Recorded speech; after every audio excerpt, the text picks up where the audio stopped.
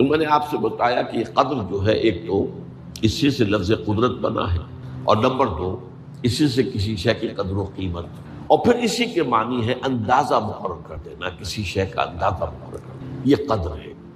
اللہ نے ہر چیز کا ایک اندازہ مقرر کر دیا ہے۔ اور قدر مقادیر، مشکات شریف میں ایک پورا باب ہے، ایمان بالقدر اس کا عنوان ہے صحیح معنی میں۔ تو پہلی حدیث کیا ہے؟ مسلم شریف کی روایت ہے، عبداللہ ابن عمرو بن العاص رضی اللہ تعالی عنہما۔ حضرت عمرو بن العاص جو بڑے سرداران قریش میں سے تھے، بڑے سیاستدان تھے اور بڑے بہادر انسان بھی تھے، ان کے بیٹے ہیں عبداللہ۔ اور بڑی دلچسپی کی بات یہ ہے کہ باپ اور بیٹے کے مزاج میں بود المشرق ہے، وہ تھے جنگجو اور سیاستدان اور بڑے سرداروں میں سے، یہ تھے انتہائی زاہد و عابد، انتہائی زاہد و عابد۔ انہی کے بارے میں آتا ہے پوری رات کھڑے رہتے تھے نوافل، اور ہر روز روزہ رکھتے تھے، جس پر حضور نے یوں کہنا چاہیے کہ ڈانٹ پلائی۔ آپ کو اطلاع ہوئی، آپ نے بلایا، یا عبداللہ اولم اخبر انک تقوم اللیل وتصوم النہار تصوم الدہر، کیا مجھے یہ خبر نہیں دی گئی ہے؟ یعنی مجھے یہ خبر ملی ہے کہ تم پوری رات کھڑے رہتے ہو، نماز پڑھتے ہو، تم ہر روز روزہ رکھتے ہو، اب کیا کرتے؟ بلا یا رسول، جھوٹ بولنے کا تو یارہ ہے ہی نہیں، ہو بھی نہیں سکتا۔ فرمایا لا تفعل، سخت سے وہ عبداللہ ابن عمرو ابن العاص رضی اللہ تعالی عنہما اس کے راوی ہیں، قال رسول اللہ صلی اللہ علیہ وسلم کتب اللہ مقادیر الخلائق قبل ان یخلق السماوات والارض ب50,000 سنہ۔ اللہ تعالیٰ نے مقداریں اور تقدیریں، ابھی دو الفاظ میں بولوں گا تاکہ آپ کے ذہن میں بات رہے، معین کر دی تھی، لکھ دی تھی آسمانوں اور زمین کی تخلیق سے 50,000 سال تک۔ یہ ہے قدر، ہر چیز کی ایک تقدیر جو ہے وہ معین ہوئی۔ اب آئیے اس میں کتاب سے مراد کیا ہے؟ جو آیت میں نے دوسرے نمبر پر پڑھی آج، سورہ حدید کی آیت، ما اصاب من مصیبت فی الارض ولا فی انفسکم الا فی کتاب من قبل۔ کتاب سے مراد کیا ہے؟ نہیں پڑتی تم پر کوئی مصیبت، کوئی تکلیف، نہ زمین میں نہ تمہاری جانوں میں۔ زمین میں سیلاب کا آ جانا، زلزلے کا آ جانا، کوئی اور اس طرح کی عمومی ہلاکت کا آ جانا، عمومی تکلیف کا آ جانا۔ تمہاری جان میں اچانک جو ہے تشخیص ہو گیا کینسر ہے، اچھے بنے تھے، ٹھیک ٹھاک چل رہے تھے، کوئی معمولی سی تکلیف ہوئی، انویسٹیگیشن کیا تو معلوم ہوا تو کینسر ہے اور وہ کافی بڑھ چکا ہے۔ لیکن جو شے بھی آتی ہے، چاہے تمہاری جان پر آئے چاہے زمین پر آئے، وہ ایک کتاب میں لکھی ہوئی موجود ہے، اس سے پہلے کہ ہم اسے ظاہر کریں۔ یہ تمہیں مشکل نظر آئے گا، ان ذالک علی اللہ یسیر، یہ اللہ پر بہت آسان ہے، بہت آسان۔ اللہ کا علم کامل ہے۔ تو معلوم ایک بات جان لیجئے کہ حقیقت کتاب سے مراد اللہ کا علم قدیم ہے۔ اللہ کا علم حادث نہیں ہے، معاذ اللہ ثم معاذ اللہ، کہ کوئی شے ہوئی تو اس کے علم میں آئی۔ یہ ہمارے ہاں بعض گمراہ فرقوں کا عقیدہ ہے، اسے بدع کہتے ہیں کہ اللہ کے علم میں بدع بھی ہے، یعنی کسی واقعے کے ظہور کے بعد اس پر کسی شے کا منکشف ہونا، معاذ اللہ ثم معاذ اللہ۔ یہ شان خداوندی سے بہت بڑی ہے۔ وہ تو عالم ما کان و ما یکون ہے، جو بھی کچھ تھا اور رہا ہے آج تک ہمیشہ سے ہے، اور جو بھی کچھ ہوگا وہ سب اس کے علم میں آنے واحد میں موجود۔ آنے واحد، یہ آنے واحد کے لفظ کو اچھی طرح سمجھ۔ مجھے سب سے پہلے تجربہ ہوا تھا، یہ سن میرا خیال ہے کہ 67-68 کی بات ہے، میں نے پہلا ہفائی سفر کیا تھا لاہور سے کراچی۔ اس وقت فوکر چلتا تھا، فوکر فرینڈ شپ، چھوٹا جہاز پہ چڑیا والا، اور کرایہ 90 روپے تھا نائٹ کوچ کا۔ آپ تصور کیجیے۔ تو میں چونکہ مجھے جغرافی سے دلچسپی ہے اور فوکر زیادہ اونچا نہیں ہوتا، تو میں دیکھتا جا رہا تھا کھڑکی سے، اس وقت ہم کہاں پہنچ گئے، اب کہاں پہنچ گئے، اب جو روشنیاں نظر آ رہی ہیں کس شہر کی ہیں، یہ اکاڑے کی آ گئی، یہ ساہیوال کی آ گئی، یہ آگے اور آگے۔ ایک دم میں نے دیکھا کہ 3 شہروں کی روشنیاں بیک وقت دیکھ رہا ہوں، لودھرا، بہاولپور، سبا سٹا۔ مجھے خیال آیا کہ جب میں ٹرین سے سفر کرتا ہوں، کراچی جاتا ہوں، تو لودھرا پہنچتا ہوں تو میں سمجھتا ہوں کہ ابھی بھاولپور آدھا گھنٹے بعد آئے گا، وہ مستقبل کی شے ہے میرے۔ بھاولپور پہنچتا ہوں تو لودھرا میرے لیے ماضی کی بات بن جاتی ہے، آدھے گھنٹے پہلے لودھرا آیا تھا، اور آدھے گھنٹے کے بعد جو ہے سما سٹا آئے گا، وہ میرے لیے مستقبل بن گیا، لودھرا ماضی بن گیا۔ لیکن اس بلندی پر میں بیک وقت دیکھ رہا ہوں لودھرا کو بھی اور بہاولپور کو بھی اور سما سٹا۔ یہ معاملہ جو ہے اس کو 1 ملین بلین سے ضرب دے لیجئے، اللہ تعالیٰ اس بلند مقام سے دیکھ رہا ہے جہاں اس کے مشاہدے میں، اس کے علم میں ماضی اور مستقبل کا کوئی سوال نہیں۔ آنے واحد، آنے والے. تو یہ در حقیقت کتاب جسے کہا گیا قرآن مجید میں بار بار بہت جگہوں پر آیا. تو یہ کتاب جو ہے در حقیقت اللہ تعالیٰ کا علم قدیم، اس میں سب کچھ موجود ہے، ہمیشہ سے موجود ہے، لکھا ہوا موجود ہے، اور کوئی غلط نہیں ہو سکتا. آگے چل کر گفتگو ہوگی اصل میں بعد میں کہ تقدیر کے جو عام عقیدے میں ہم تقدیر کہتے ہیں اس کے دو پہلو ہیں. ایک پہلو ہے ما اصاب علی الانسان، جو کچھ انسان پر آتا ہے مصیبت، جیسے ابھی آیت میں نے پڑھی ما اصاب من مصیبت فی الارض ولا فی انفسکم. ہم ہر وقت زد میں ہیں، کوئی تکلیف آ گئی، کوئی مصیبت آ گئی، کوئی بیماری آ گئی، کوئی حادثہ ہو گیا، کوئی بچہ فوت ہو گیا، کوئی عزیز جو ہے وہ فوت ہو گیا. یہ ہر وقت حوادث ہے. تو جو بھی کچھ پیش آتا ہے وہ علم خداوندی میں ہمیشہ سے تھا. یہی وجہ ہے کہ ایک اور حدیث ہے ابن الدینمی سے، لمبی حدیث ہے وہ، لیکن اس کے اندر جو آخری ٹکڑا ہے وَتَعْلَمَ، یعنی انسان کے نجات کے لیے لازم ہے کہ یہ بات بھی تم جان لو انما اصابک لم یکن لیخطئک وانما اخطاک لم یکن لیصیبک ولو مت علی غیر ھذا.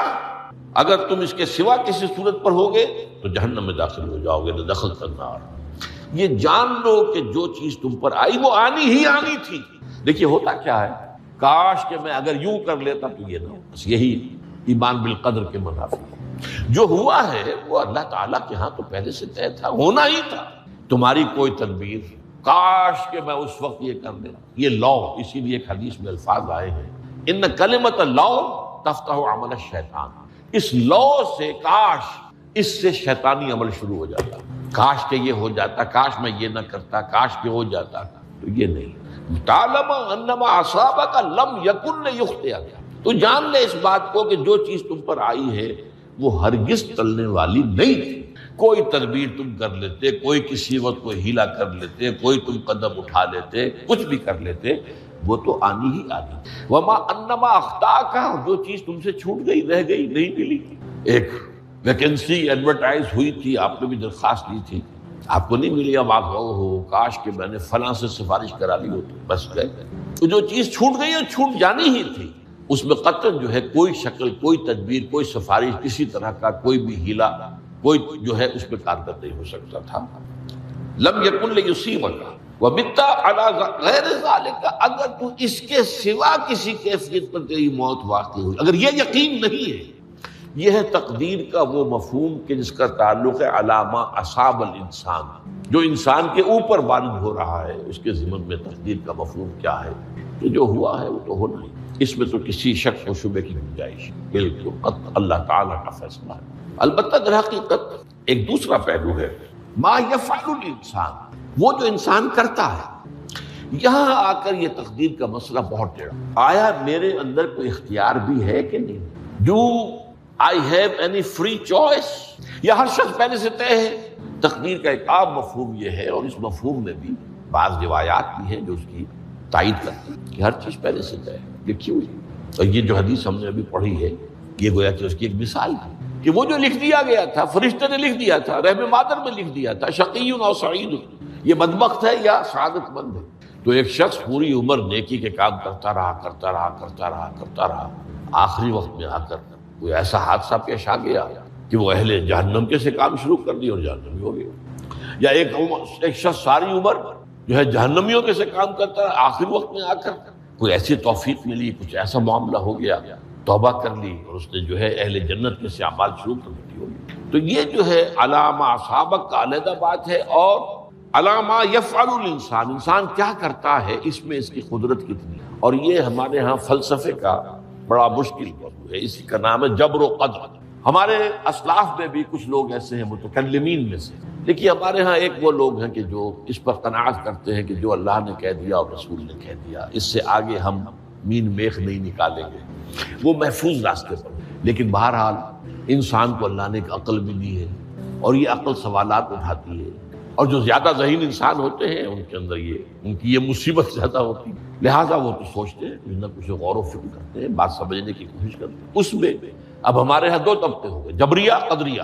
ایک نقطہ نظر یہ ہے کہ انسان مجبور محض ہے، کوئی اختیار ہے، اور ایک یہ ہے کہ انسان قادر مطلق ہے، جو چاہتا ہے اپنے فیصلے میں مختار مطلق ہے، وہ فیصلہ کرتا ہے. انہیں قدریہ کیا. تو جبریہ اور قدریہ ان کی بحثیں ہمارے یہاں. یہ وہی تقدیر کا مسئلہ جو میں نے کہا تھا، بحثوں میں آ کر الجھ جائے، آج تک حل نہیں ہوا، حل ہو سکتا ہی نہیں.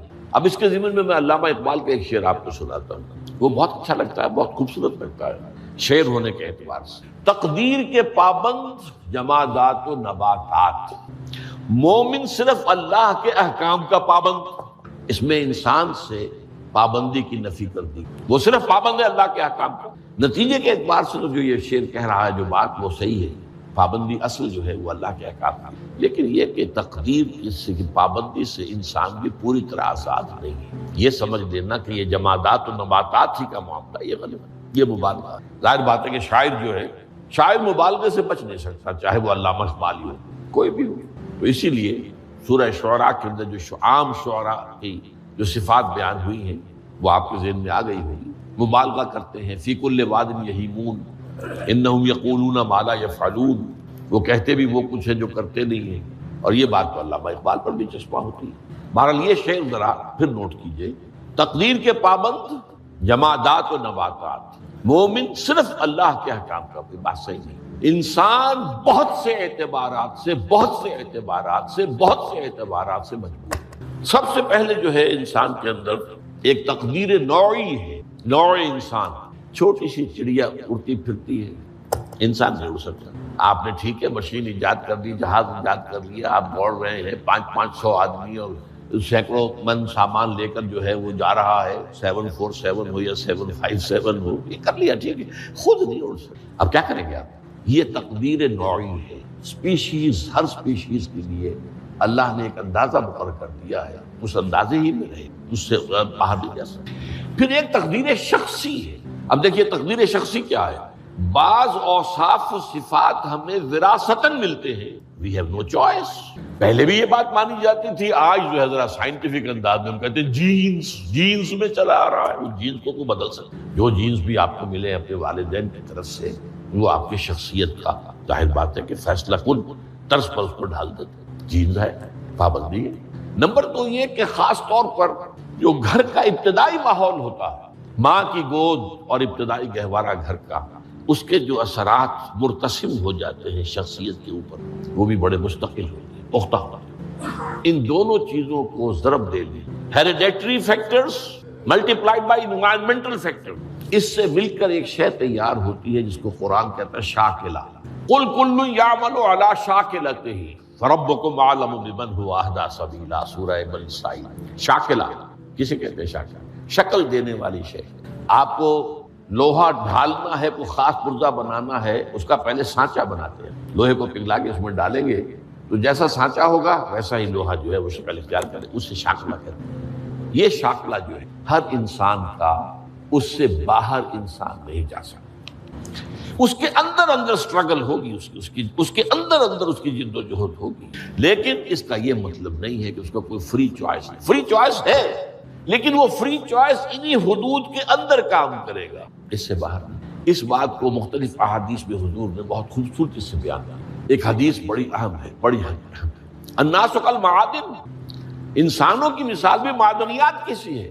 اب سونے کی معدنیات میں سے سونے کی جو اور ہے، اب پتہ نہیں اردو میں مجھے معلوم نہیں اور کا ترجمہ کیا کرتے ہیں عام طور پر، لیکن جانتے ہیں اور وہ کچی دھات جس سے کو صاف کر دیتے ہیں تو پھر وہ دھات جو ہے خالص شکل میں سامنے آ جاتا ہے۔ سونے کی اور سے سونا بنے گا، چاندی کی اور سے چاندی بنے گی، سونا تو نہیں بن سکتا، جتنا چاہے صاف کر لیں، وہ اور تو مستقبل۔ الناس کالمعادن خیارکم فی الجاہلیت خیارکم فی الاسلام، جو تم میں جاہلیت کے دور میں، پری اسلامک دور میں جو بہترین تھے وہی اسلام میں آ کر بہترین، وہ اور سونے کی تھی وہ صاف ہو گئی ہے، اور سونا جو ہے وہ نکھر کر خالص سونا بن کر آ گیا، اسلام نے صاف کر دیا۔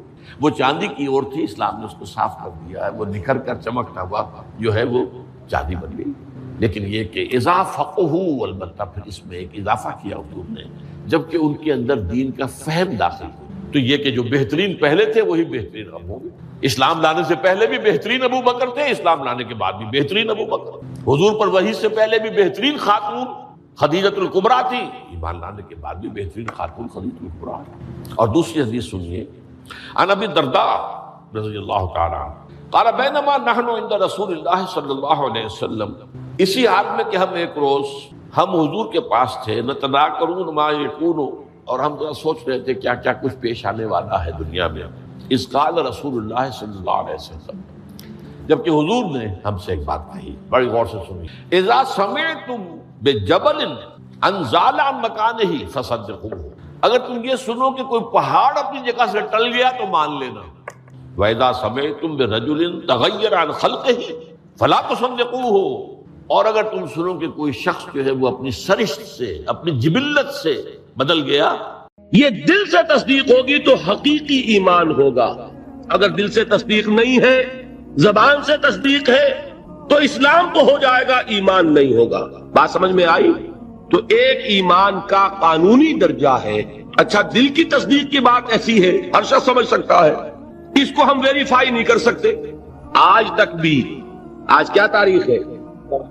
12 دسمبر 1985 تک بھی کوئی آلہ ہمارے پاس ایسا نہیں جس کے ذریعے سے ہم دل میں اسے اتار کر یہ دیکھ لے کہ ایمان ہے کہ نہیں ہے، نہیں ہے نا؟ تو ایمان کی جو دنیا کا ایمان ہے اس میں دل کی بات زیر بحث نہیں آئے گی۔ بات سمجھ رہے؟ مجبوری ہے ہماری، we can't know it, we can't verify it، ہم نے کسی کے دل میں اتر کر نہیں دیکھا۔ ہو سکتا ہے دیکھیے کوئی ہندو، کوئی سکھ پاکستان میں آتا ہے جاسوس کی حیثیت سے، وہ مسلمانوں کی شکل بنائے گا کہ نہیں؟ داڑھی بھی رکھے گا، خوب نماز سیکھ کے آئے گا، خطرہ کرا کے آئے گا، تاکہ کوئی آڑا وقت آئے اور ویریفیکیشن ہونے لگے تو میری آئیڈینٹی جو ہے مسلمان کی تسلیم ہو جائے۔ اور ہو سکتا ہے ہمارے ہاں بارڈر ایریاز میں کوئی امام مسجد بن کے بیٹھا ہوا ہو اور وہ ہندو جاسوس ہو، کیا اس کے دل میں ایمان ہے؟ نہیں، وہ بنا ہوا مسلمان ہے، لیکن ہمیں مسلمان ماننا پڑے گا۔ کیوں؟ unless you can prove it otherwise۔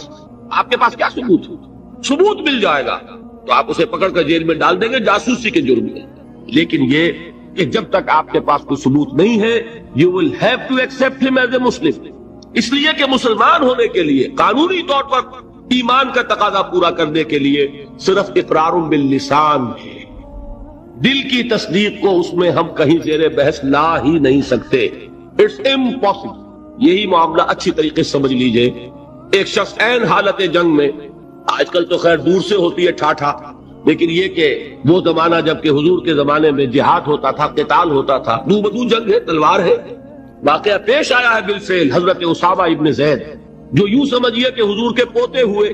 حضرت زید کو حضور نے منہ بولا بیٹا بنایا تھا، وہ تو جب سورہ احزاب نازل ہوئی اور اللہ نے فرمایا کہ اسلام میں کوئی منہ بولا بیٹا نہیں ہے، لوگ انہیں کہا کرتے تھے زید ابن محمد، حضور نے ان کو متبنہ بنایا ہوا ہے، پھر ان کو کہا گیا زید ابن حارثہ، تو ان کے بیٹے ہیں حضرت اسامہ، اور حضور انتہائی محبت کرتے تھے۔ ان کا یہ واقعہ ہوا، ایک جنگ میں ایک کافر کے ساتھ مقابلہ ہوا، حضرت اسامہ نے جبکہ بالکل وہ زد میں آ گیا، تلوار ان کی اٹھی ہوئی تھی، اس نے فوراً کلمہ پڑھ دیا، اشہد ان لا الہ الا اللہ واشہد ان محمد رسول اللہ۔ اب ان کے لیے ایک پرابلم ہو گیا، تلوار چلے یا نہ چلے، انہوں نے یہی سمجھا کہ یہ صرف جان بچانے کے لیے ہیلا کر رہا ہے، بہانہ کر رہا ہے، تلوار نہیں روکی، گردن اڑا دی، لیکن دل میں ایک دغدغہ بھی رہا کہ یہ بات پتہ نہیں میں نے صحیح کی غلط کی۔ حضور کی خدمت میں خود پیش کیا معاملے کو، حضور نے فرمایا اسامہ کلمہ شہادت کے ہوتے ہوئے تمہاری تلوار کیسے چلی؟ عرض کیا حضور اس نے صرف جان بچانے کے لیے کلمہ پڑھا، حضور نے اس کی نفی نہیں کی، لیکن یہ فرمایا کہ اسامہ قیامت کے دن کیا جواب دو گے جب کلمہ شہادت تمہارے خلاف استغاثہ لے کر آئے۔ اس کلمہ شہادت اور قانونی ایمان کی یہ اہمیت ہے۔ اور مثال سننی چاہتے ہیں؟ قصر خلافت کا محاصرہ کیا ہوا ہے، حضرت عثمان 50 دن تک محاصرہ ہوا، پانی کٹا ہوا ہے، کوئی رسد جانے نہیں دی جا رہی۔ حضرت عثمان کو معلوم ہے یہ باغی ہیں، معلوم ہے کہ یہ لوگ اسلام کی صرف انہوں نے ڈھال لی ہوئی ہے، یہی ہے جو فتنہ پیدا کر رہے ہیں، لیکن وہ ڈھال قانونی ایمان کی ڈھال ہے، کلمہ شہادت ادا کر رہے ہیں، کوئی جرم ابھی ثابت نہیں ہو سکا، ابھی تو انہوں نے قتل نہیں کیا حضرت عثمان کو، شہید نہیں کیا، تو کسی جرم کے وقوع میں آنے سے پہلے اس کی سزا کیسے دیں؟ حضرت عثمان کا جو فیصلہ تھا، بعض لوگ نا سمجھ لوگ، کم سمجھ لوگ، بلکہ میں سمجھتا ہوں کہ نیتوں میں فطور ہے جو یہ کہتے ہیں کہ حضرت عثمان نے یہ بڑا غلط کیا، بڑی کمزوری دکھائی، معاذ اللہ ثم معاذ اللہ۔ یہ وہی تو بات ہے، حضرت عثمان تلوار کیسے اٹھائیں جبکہ وہ کلمہ شہادت کی ڈھال رکھتے ہیں؟ کیا کہا تھا انہوں نے کہ میں ہرگز اپنی تلوار کو کسی کلمہ گو کے خون سے رنگین کرنے کے لیے تیار نہیں۔ یہ مجھے شہید کرنا چاہتے ہیں کر دیں، لیکن میں اپنی جان کے تحفظ میں کسی کلمہ گو کا خون نہیں بہاؤں گا، اس لیے کہ یہ کلمے کی ڈھال بہت بڑی ڈھال ہے، جس کو کہ حضرت اسامہ حضور فرما رہے ہیں کہ اسامہ کیا جواب دو گے قیامت کے دن جب یہ کلمہ شہادت تمہارے خلاف استغاثہ لے کر آئے گا۔ یہ ہے اس قانون کی اہمیت۔ قانونی ایمان اس دنیا میں انتہائی اہمیت کا حامل ہے۔ حضور نے فرمایا کہ ایک مسلمان کی جان اور اس کی آبرو اللہ کی نگاہوں میں اتنی محترم ہے جتنا کعبہ۔ یہ تو آج ہمارا حال ہو چکا ہے کہ مسلمان کے خون سے خنجر آلودہ کر رہا ہے، مسلمان کی گردنیں کاٹ رہا ہے۔ ہمارے ہاں بڑی جنگوں کو چھوڑیے جو ہو رہی ہے اس وقت، آپ دیکھیں گے کہ ہمارے ہاں ہمارے ممالک میں خاص طور پر پاکستان میں چند ٹکوں کے لیے انسانی جان لی جا رہی ہے۔ چھوٹے چھوٹے جھگڑے، چند روپے کا جھگڑا ہے اور انسانی جان لے لی گئی، جس کو حضور نے فرمایا کہ اس کا احترام اللہ کی نگاہ میں بالکل اتنا ہے جتنا کعبے کا احترام۔ یہ ہے اس قانونی اسلام کی اہمیت۔ لیکن یہ جان لیجئے اس قانونی ایمان کا عمل دخل صرف اس دنیا تک ہے، آخرت میں سابقہ پیش آئے گا اس ہستی سے جو ہماری طرح لاچار نہیں ہے، وہ دلوں کے حال کو جانتی ہے، علیم بذات الصدور ہے، وہ جانتی ہے یعلم ما تسرون وما تعلنون، اللہ تو جانتا ہے جو کچھ تم ظاہر کرتے ہو اور جو کچھ تم چھپاتے ہو، اللہ علیم بذات الصدور، وہ تمہارے سینوں کی کیفیت کو جانتا ہے۔ لہذا یہ قانونی ایمان کیا مانی؟ اگر صرف اقرار باللسان ہے اور تصدیق بالقلب نہیں ہے، یہ ایمان دنیا میں معتبر ہوگا، دنیا میں ایک مسلمان کی حیثیت سے تسلیم کرا لے گا، اس کو تمام لیگل رائٹس، تمام constitutional rights of a Muslim in an Islamic state, تمام legal and moral rights of a Muslim in an Islamic society, he will be entitled to everything، ہر حق اسے حاصل ہے۔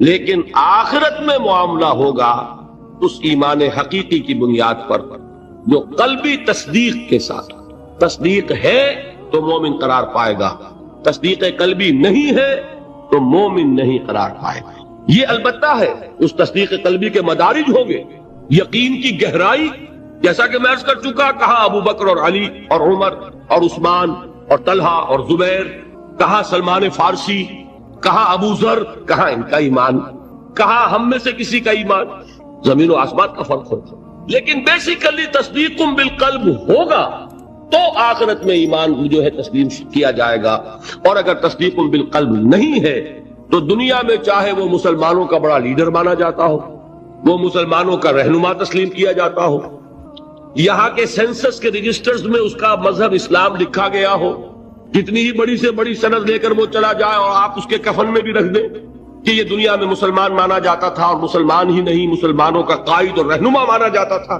یہاں کی ساری سندیں اور یہاں کے ساری سینسس رپورٹس وہاں جو ہے پرے کاہ کے برابر وقت نہیں رکھتی۔ وہاں تو ایمان ہوگا دل کا تو ایمان ہوگا تسلیم، اور اگر تصدیق قلبی نہیں ہے تو اقرار باللسان کی بنیاد پر کوئی شخص وہاں مومن نہیں مانا۔ یہی وجہ دیکھیے اس ایمان مجمل کے الفاظ کو پھر دہرائیے، کتنے جامع الفاظ ہیں۔ میں خراج تحسین ادا کرتا ہوں اس عالم کو کہ جس نے یہ الفاظ مرتب کیے، اس لیے کہ یہ الفاظ حدیث میں نہیں ہیں، یہ کسی بہت بڑے عالم اور امام، میں تحقیق نہیں کر سکا کس کے ہیں، لیکن یہ کہ کوئی بہت گہرا جو معرفت ہے دین کی، دین کا فہم، جس کو کہ تفقہ فی الدین کہا گیا ہے، ایک ان ڈیپتھ انڈرسٹینڈنگ آف دین جن کو حاصل تھی، وہی یہ لفظ متعین کر سکتا ہے۔ آمنت باللہ کما ہوا باسمائہ و صفاتہ وقبلت جمیع احکامہ، آگے کیا ہے؟ اقرار باللسان و تصدیق بالقلب، میں زبان سے اقرار کر رہا ہوں، دل سے تصدیق کر رہا ہوں، دونوں چیزیں ہیں تو قانونی ایمان بھی مہیا ہو گیا، حقیقی ایمان بھی مہیا ہو گیا۔ اور اگر یہ دونوں چیزیں نہیں ہیں، صرف اقرار باللسان ہے تو وہ دنیا میں مسلمان سمجھا جائے گا، اگر تصدیق قلبی نہیں ہے آخرت میں وہ مومن شمار نہیں ہوگا۔ اچھا ایک اور شکل بھی ہو سکتی ہے، ہو سکتا ہے تصدیق بالقلب ہو لیکن اقرار نہ کرے، یہاں وہ شخص بھی یہاں مسلمان نہیں مانا جائے گا، وہاں کا معاملہ اللہ کے حوالے ہے، وہ انڈیویجول کیس ہے، اللہ تعالیٰ جیسے چاہے اس سے معاملہ کرے۔ لیکن یہاں مسلمان اور مومن منوائے جانے کے لیے اقرار باللسان لازمی ہے۔ کسی شخص کو لاکھ یقین ہو ابو جہل نے بھی اقرار کیا تھا جب اس سے سوال کیا گیا کہ کیا تمہارا یہ خیال ہے کہ محمد جھوٹ کہہ رہے ہیں صلی اللہ علیہ وسلم؟ انہوں نے کہا نہیں، محمد نے کبھی جھوٹ نہیں بولا۔ پھر سوال کیا گیا پھر ان کی بات کیوں نہیں مانتے؟ اس نے صاف اقرار کیا، میں یہ کہا کرتا ہوں give the devil his due۔ وہ ابو جہل ہے، کفار کا چوٹی کا لیڈر، حضور کا نہایت جو کہیے کہ دشمن، لیکن یہ کہ اس کو بھی اگر اس کے اندر کوئی بات تھی تسلیم کیجئے، give the devil his due۔ اس نے جھوٹ نہیں بولا، سچ بولا۔ اس نے کہا میں کبھی نہیں مانتا یہ کہ حضور یہ محمد صلی اللہ علیہ وسلم جھوٹ بولتے، کبھی جھوٹ نہیں بولا۔ بھائی مانتے کیوں پھر نہیں؟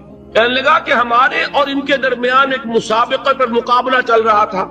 یہ قبائل کے اندر آپ کو معلوم ہے مقابلہ ہوتا ہے ایک دوسرے سے آگے بڑھنے کا، کہیں گھوڑا آگے بڑھانے پہ جھگڑا اور کہیں پانی پینے پلانے پہ جھگڑا۔ تو قریش ایک قبیلہ ہے، قریش کے گھرانے ہیں یہ، بنو ہاشم، بنو امیہ، بنو عدی، بنو تیم، بنو فلاں۔ تو اس نے کہا کہ ہمارے اور بنو ہاشم کے درمیان ایک مقابلہ تھا، مسابقت تھی، ہم کندھے سے کندھا لگائے آ رہے ہیں آج تک، ہم نے آگے نہیں نکلنے دیا بنو ہاشم کو۔ انہوں نے سخاوتیں کی، ہم نے ان سے بڑھ کر کی، انہوں نے لوگوں کو کھانے کھلائے، ہم نے بڑے دسترخوان بچھا دیے، ابھی تک تو ہم کندھے سے کندھا ملائے آ رہے ہیں۔ اگر ان کی نبوت مان لیں تو ہم قیامت تک کے لیے نیچے ہو جائیں گے، اور یہ مجھے گوارا نہیں۔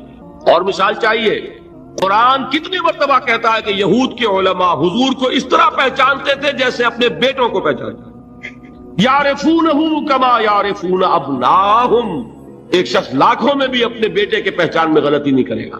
وہ مثال دی ہے اللہ تعالیٰ نے، ایسے پہچانتے ہیں محمد کو جیسے اپنے بیٹوں کو پہچانتے ہیں، لیکن ایمان نہیں لائے۔ ایک استثناء، حضرت عبداللہ ابن سلام رضی اللہ تعالی عنہ علماء یہود میں سے جو ایمان لائے ہیں، باقی کوئی ایمان نہیں لایا۔ کیوں؟ کہ آج تک تو ہماری سرداری ہے، ہماری چودراہٹ ہے، لوگ ہم سے فتوے مانگتے ہیں، لوگ ہم سے آ کر پوچھتے ہیں، ہمارے ہاتھ چومتے ہیں۔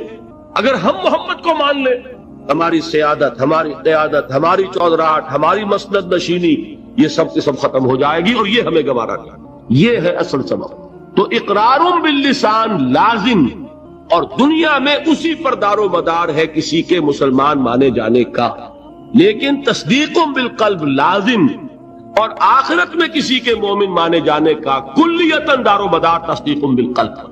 یہ دونوں باتیں علیحدہ علیحدہ۔ اصل میں ہمارے ہاں ایسا ہوا ہے کہ ان چیزوں میں صحیح طور پر علیحدہ علیحدہ نہ سمجھنے کی وجہ سے بڑی کنٹروورسیز ہو گئی ہیں، بڑے مغالطے، بڑے مباحثے، بڑے مناظرے، علم کلام کی بڑی بحثیں، ایمان کی حقیقت، ایمان اور عمل کا تعلق، ان چیزوں میں سارے اختلافات ریزالو ہو جاتے ہیں اگر یہ بنیادی بات آپ کو معلوم ہو۔ دیکھیے، ایک انتہا پر نکل گئے خوارج۔ خوارج نے کیا کیا؟ عمل کی بنیاد پر تکفیر، جس نے گناہ کبیرہ کیا کافر ہو گیا، کافر ہے تو مرتد ہے، مرتد ہے تو واجب القتل ہے۔ یہ ان کی بہت بڑی ٹھوکر تھی۔ اس دنیا میں مسلمان مانے جانے کا سارا دار و مدار صرف اقرار پر ہے۔ نماز نہ پڑھو کافر نہیں ہوگے، نماز کا انکار کرو گے کافر ہو جاؤ، روزہ نہ رکھو فاسق اور فاجر شمار ہوگے، روزے کا انکار کر دو کافر ہو جاؤ، زکوٰۃ نہیں دیتے ہو کوتاہی ہے، عملی کوتاہی ہے، گناہ ہے، اللہ کے ہاں سزا پاؤ گے، کافر نہیں ہوگے، زکوٰۃ کا انکار کر دو گے کافر ہو جاؤ۔ اسی طریقے سے کوئی شخص شراب پیتا ہے فاسق ہے، فاجر ہے، کافر نہیں ہے۔ اگر یہ کہہ دے شراب حرام نہیں ہے کفر ہو جائے گا، قرآن کی نفی ہو گئی، کفر ہے۔ کوئی شخص بدکاری کر بیٹھا ہے، کافر نہیں ہوا، گناہ گار ہوا، اگر اس کے خلاف سزا، اگر مقدمہ ثابت ہو جاتا ہے سنسار کر دیجئے۔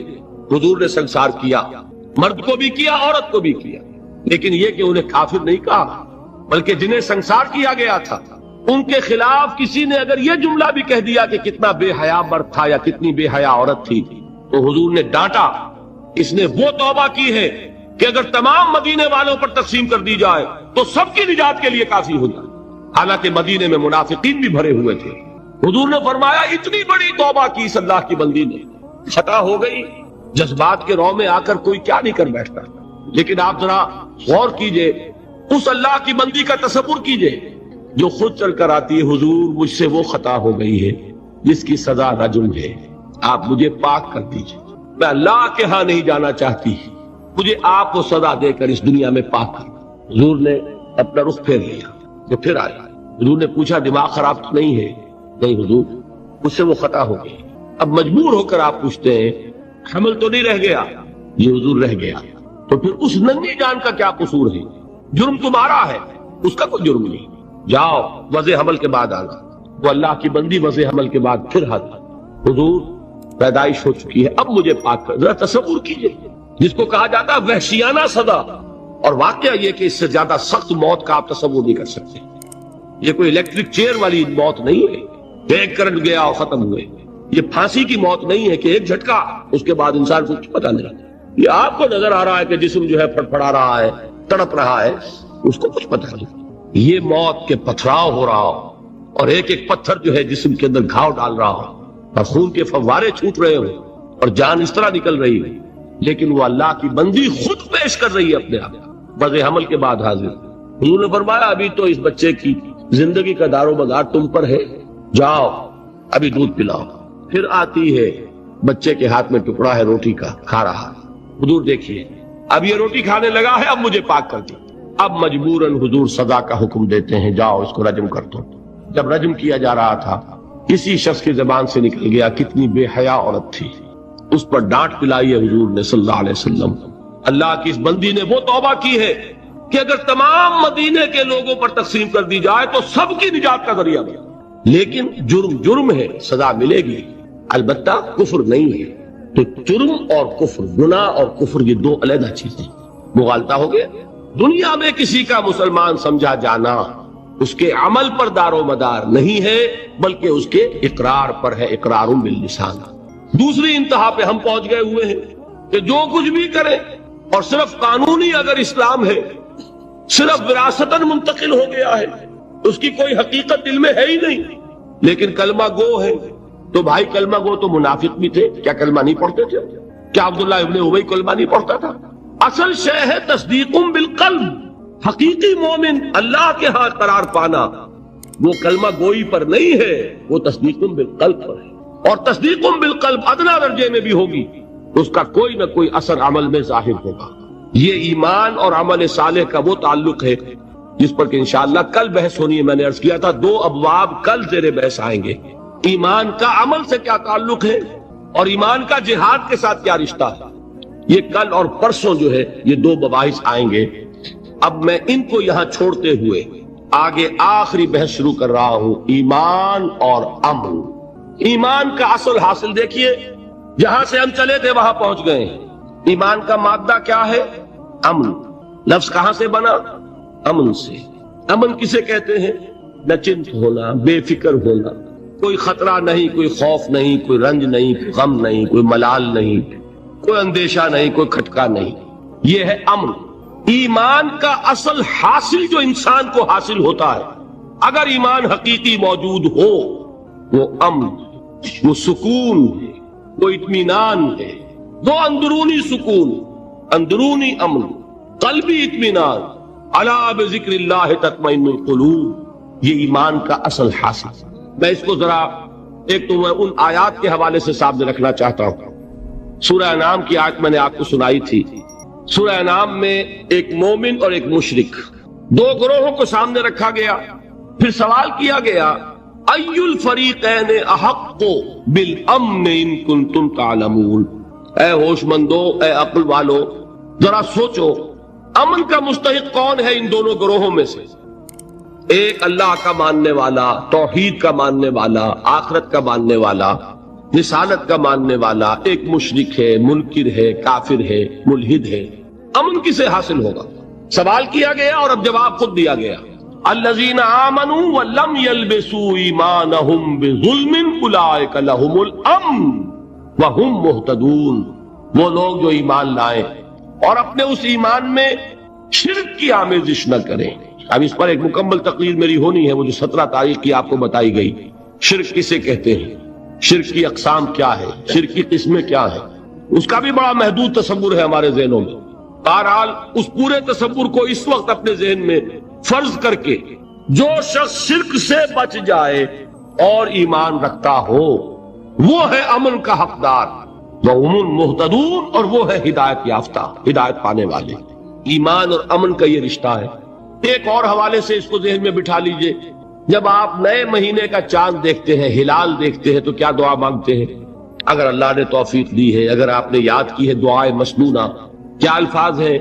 اللہم اہلہ علینا بالامن والایمان والسلامت والاسلام۔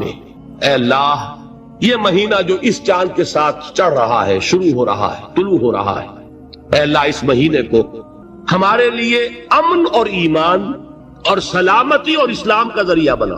معلوم ہوا امن کا تعلق ایمان سے اور سلامتی کا تعلق اسلام سے۔ اب قرآن کی ایک آیت اور حضور کی یہ دعائے مسنونہ اس ایمان اور امن کے تعلق کو جس طرح واضح کر رہی ہے، اس کو سامنے رکھ کر بات سمجھیے عقلاً۔ اس کو قرآن مجید میں سورہ حامیم السجدہ میں بیان کیا گیا، ان الذین قالوا ربنا اللہ ثم استقاموا تتنزل علیہم الملائکہ الا تخافوا ولا تحزنوا وابشروا بالجنۃ التی کنتم توعدون۔ جو لوگ اللہ پر ایمان لائیں، کہیں کہ ہمارا رب اللہ ہے، پھر اس پر جم جائیں، ان پر فرشتوں کا نزول ہوتا ہے، نہ کوئی غم کرو نہ خوف، خوشیاں مناؤ جنت کی جس کا تم سے وعدہ کیا گیا تھا۔ اللہ کی ربوبیت پر اطمینان جب انسان کو ہو جاتا، میرا رب اللہ ہے، ربی اللہ، انسان کے لیے نہ کوئی کھٹکا، نہ کوئی خطرہ، نہ کوئی خوف، نہ کوئی حزن۔ جو کچھ ہو رہا ہے کس کے اذن سے ہو رہا ہے؟ اللہ کے اذن سے۔ اللہ کے اذن کے بغیر پتہ تک نہیں ہلتا۔ یہ کوئی اندھا بہرا مادہ نہیں ہے جس سے مجھے کوئی خوف ہو۔ اندھا بھینسا چلا رہا ہو، اس سے تو ڈرنے کا ہر انسان کو ڈرنا چاہیے، نہ معلوم کس کو ٹکر مار دے۔ لیکن نہیں، اس کائنات کو چلانے والا ایک سمیع و بصیر خدا ہے، وہ جو میرا دوست ہے، میرا ولی ہے۔ اللہ ولی الذین آمنوا یخرجہم من الظلمات الی النور۔ اللہ اہل ایمان کا ولی ہے، ساتھی ہے، پشت پناہ ہے، مددگار ہے، حمایتی ہے۔ بتائیے جسے یقین ہو جائے کہ اللہ میرا مددگار، اللہ میرا محافظ، اللہ میرا پشت پناہ، اللہ میرا حمایتی، اس کے لیے کوئی خوف ہوگا؟ اس سے کوئی ڈر ہوگا؟ میں مثال دیا کرتا ہوں ایک بہت سادہ، پنجاب کے دیہات کی۔ وہ بڑا چودھری ہے اور کوئی غریب کسان ہے۔ اس غریب کسان کی یہ جانوروں کو ہر وقت اندیشہ ہوگا چوری کا، کوئی میری بھینس کھول کر نہ لے جائے، کوئی میرا بیل کھول کر نہ لے جائے۔ لیکن جس کے بارے میں یہ سب کو معلوم ہو کہ وہ جو بڑا چودھری ہے وہ اس کا دوست ہے، اس کی بچیا کو کوئی خوف ہوگا؟ اس کی بھینس پر کوئی ہاتھ ڈالے گا؟ اسے کوئی اندیشہ ہوگا؟ نہیں۔ کیوں؟ کہ وہ بڑا چودھری، بڑا اس کا یہاں کا سردار، جاگیردار، سب کو معلوم ہے وہ میرا دوست ہے، کوئی میرے خلاف اقدام نہیں کر سکتا۔ اس دنیا میں یہ چھوٹی سی بات اگر آپ کے دلی اطمینان اور سکون کا باعث بن سکتی ہے تو ذرا تصور کیجئے۔ میں لفظ تصور استعمال کروں گا صرف اس لیے کہ اس کا ہم جس کو کہتے ہیں ادراک اور شعور کر نہیں سکتے، اگر کے ساتھ کر سکتے۔ اگر یقین ہو کہ اللہ میرا مددگار اور یقین ہو کہ اللہ ہر آن میرے ساتھ ہے، پھر کوئی خوف؟ کس کا خوف؟ کوئی شے اللہ سے بالاتر ہے؟ کوئی قوت اس سے زیادہ طاقتور ہے؟ کوئی اس کے ارادے کو بدلنے والا ہے؟ کوئی اس کی مشیت کے آڑے آنے والا ہے؟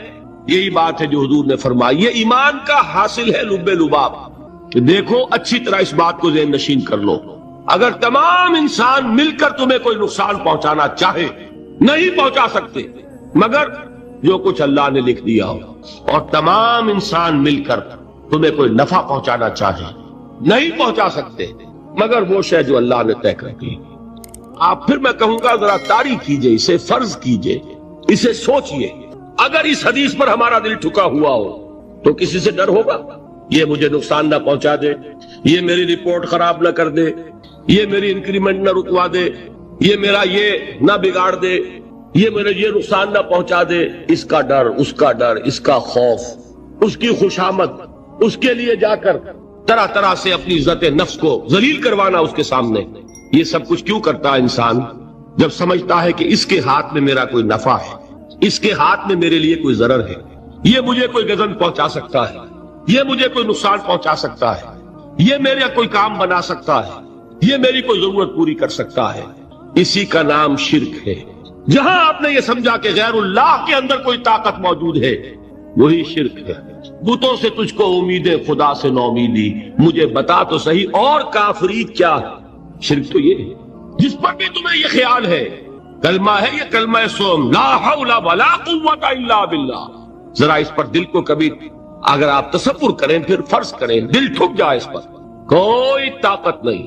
یہی بات تھی جو شیخ عبد القادر جیلانی رحمت اللہ علیہ نے اپنی وصیت میں اپنے بچے سے کہی۔ 11ویں دینے والے ہیں لیکن حضرت شیخ عبد القادر جیلانی کی وصیت اور تعلیمات کو کتنے لوگ ہیں جانتے ہو؟ یہ جن مقامات تک پہنچے ہیں وہ کس چیز کی بدولت پہنچے؟ انہوں نے جو پیغام دیا وہ کیا تھا؟ اے میرے بچے، جس طریقے سے قرآن مجید میں حضرت لقمان کی نصیحتیں جو ہے نقل کر دی گئی ہیں، میں یہ عرض کروں گا بالفرض اگر قرآن حضرت عبد القادر جیلانی کے بعد نازل ہوا ہوتا تو شیخ عبد القادر کی یہ نصیحتیں بھی قرآن میں درج ہوتی۔ اتنی اونچی نصیحتیں ہیں۔ اے میرے بچے، اس حقیقت کو ذہن نشین کر لے، لا فاعل فی الحقیقت ولا مؤثر الا اللہ، اس کائنات میں نہ کوئی فاعل حقیقی ہے نہ مؤثر حقیقی ہے سوائے اللہ۔ کسی شے میں کوئی تاثیر نہیں اگر اللہ نہ چاہے، آگ جلا نہیں سکتی اگر اللہ نہ چاہے، پانی ڈبو نہیں سکتا اگر اللہ نہ چاہے، زہر ہلاک نہیں کر سکتا اگر اللہ نہ چاہے، کوئی چیز فائدہ نہیں پہنچا سکتی اگر اللہ نہ چاہے۔ تو در در پہ کیوں سر جھکاتے ہو؟ در در پر کیوں جبیں سائی کرتے ہو؟ سب کے سامنے کیوں ہاتھ پھیلاتے ہو؟ ایک اللہ سے مانگو، ایک اللہ کے سامنے جبین سر پر اپنی جبین رکھو۔ لا فاعل فی الحقیقت ولا مؤثر الا اللہ۔ نظر آتا ہے ہمیں کہ پانی پیاس بجھا دیتا ہے، پیاس بجھانے کی صلاحیت پانی میں نہیں ہے، اللہ کے اذن سے۔ کھانا بھوک مٹا دیتا ہے، بھوک مٹانے کی صلاحیت کھانے میں نہیں ہے، اذن رب میں۔ دیکھیے یہی یقین تھا حضرت موسیٰ علیہ السلام کا واقعہ یاد کیجئے۔ سامنے سمندر آ گیا ہے، قوم دیکھتی ہے پیچھے کہ گرد و غبار کا طوفان، معلوم ہوا کہ فرعون اپنے لشکر سمیت آ گیا ہے۔ لشکر جب چلتا تھا تیز رفتاری کے ساتھ تو گرد و غبار کا جو طوفان اٹھتا تھا اس کا تصور کیجئے، اور لمحہ بلمحہ وہ قریب آ رہا ہے۔ پوری قوم نے کیا کہا؟ اے موسیٰ انا لمدرکون، اے موسیٰ ہم کو پکڑے گئے۔ قرآن مجید نے تو یہاں وہ باتیں نہیں لکھی ہیں، لیکن تورات میں یہ درج ہے کہ بنی اسرائیل جھگڑنے لگے، دست و گریبان ہو گئے موسیٰ کے ساتھ۔ موسیٰ ہمیں یہاں منوایا لا کر، اس سے تو ہم ہی بہتر تھے، وہاں کھانے کو ملتا تھا، زندگی تو تھی، بیگار ہم کر رہے تھے، موت تو نہیں تھی۔ اب جو کچھ ہوگا اس کا تصور کرو، جس طریقے سے ہمارے ٹکڑے اڑائے جائیں گے۔ تو لڑ رہے ہیں حضرت موسیٰ علیہ السلام سے، یہ تورات کی تفصیل ہے۔ قرآن میں صرف اتنا آیا ہے، پریشان ہو کر انہوں نے کہا انا لمدرکون، موسیٰ ہم کو پکڑے گئے۔ اس وقت موسیٰ کا جواب کیا ہے؟ کلا ان معی ربی سیہدین، نہیں، میرے ساتھ میرا رب ہے، وہ راستہ دے گا۔ بتائیے کہاں راستہ نظر آ رہا ہے؟ یہ ہے ایمان بالغیب۔ راستہ نظر نہ آئے تب اللہ پر یقین ایمان ہے، جیب میں پیسے ہوں اور تب دل کو اطمینان ہے، تو ایمان کس پر ہوا؟ پیسے پر، اللہ پر نہیں۔ جب وسائل و ذرائع نہ ہو اور پھر یقین ہو کہ اللہ مسبب الاسباب ہے، وہ اسباب کا پابند نہیں ہے، وہ اسباب کا محتاج نہیں ہے، اسباب اس کے محتاج ہے۔ اگر یہ یقین ہے تو اللہ پر ایمان ہے، یہ نہیں ہے تو تمہارا ایمان اسباب پر ہے، وسائل پر ہے، ذرائع پر ہے، مادیات پر ہے، اللہ پر نہیں۔ اس وقت کہاں راستہ تھا؟ کوئی راستہ تھا؟ سمندر ہے اور ادھر سے لشکر آ گیا ہے۔ کلا ان معی ربی سیہدین۔ اب دیکھیے ایمان کہہ دینا آسان ہے، ہوا معکم اینما کنتم، جہاں کہیں بھی تم ہوتے ہو اللہ تمہارے ساتھ ہوتا ہے، لیکن اس کا یقین قائم ہو جائے تو زمین و آسمان کا فرق واقع ہو جائے۔ یہی بات ہوئی حضور کے ساتھ۔ غار ہے، چھپے ہوئے ہیں محمد رسول اللہ اور آپ کے وہ یار غار ابو بکر صدیق رضی اللہ تعالی عنہ۔ اقبال نے حضرت ابو بکر کی شان میں چند اشعار کہے صرف، لیکن واقعہ یہ ہے کہ بھاری بھاری نظموں پر اور قصیدوں پر بھاری، طویل ترین نظمیں اور قصیدے ہوں ان پر بھاری۔